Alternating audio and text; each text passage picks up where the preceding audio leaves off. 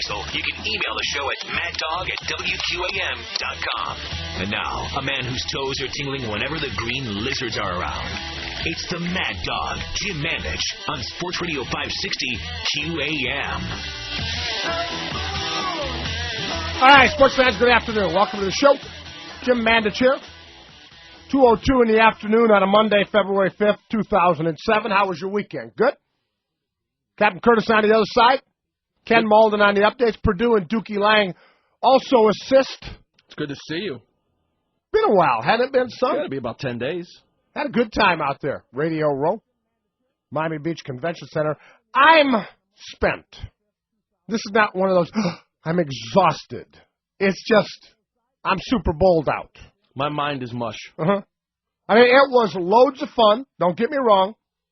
But we've been going pretty much nonstop for about 10 days now.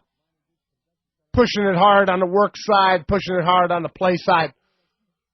Just the conversation alone.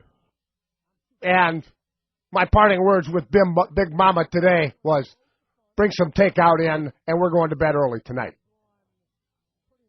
But before we get into the game itself, I want to applaud our town, all of South Florida, from Miami Beach to Fort Lauderdale, the Dolphin Stadium.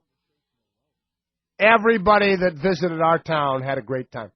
Writers, reporters, tourists, Midwesterners, people from abroad. Shame the weather turned out like it did on game day. We can't control that, though. But we showed them a good time. Parties were out of control. Facilities were top-notch. I think we showed the world this town can throw a party. Or two. And I think everybody's excited about coming back in 2010. And this town showcased so well, I think they get in a regular rotation. Don't you think so, Kevin? Yeah, I mean, it's not going to be another 8-9 years before you get another one after 2010. No way. Today we come to you from the studio. 5 days of an extended program. We're going 4 hours from 2 until 6 out there on Radio Row. I could get used to Radio Row. Interesting mating dance that go on. I hope we can convey it to you.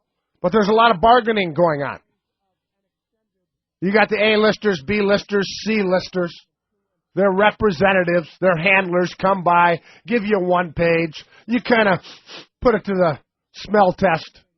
They're looking at you. The stars come by, they go, I don't know. Miami may not be a big enough market for us. We only do New York and Chicago and L.A. Or you can have 3 questions. That kind of stuff. But we had a lot of legendary guests there. They're ushered over to us. You know the best part, Cap? It took me 2 days to figure it out. After the broadcast, you've been working hard. You're a little bit thirsty. Open bar behind the curtain in a lounge with awesome TVs, good pool tables, some nice-looking chicks. Yeah, I'm going to miss the convention center a little bit. It took you 2 days. You're usually the first one to discover things like that. I know. You're leading the charge. I often tell you. And yes, I did a lot of kiss-ass, suck-up interviews, okay? I mean, how many times can one guy say to Leonard Davis and D'Angelo Hall and, hey, I'm going to be a fan. Leonard Davis. Yeah. I mean, I was vomiting at myself. I'm going to go and run out and buy a San Francisco 49ers hat because I like Mike Nolan. Mike Nolan was a nice guy. Ken Wisenhunt was a nice guy. But you know what the difference is. I mean, when you're sitting there in a chair next to somebody for about 20 minutes, it's not like you're hiding behind the telephone, Cap. I mean, you genuinely interact. Yeah, you just... And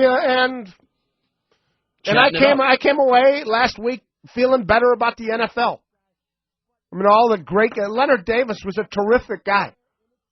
I mean, how about a guy that Leonard Davis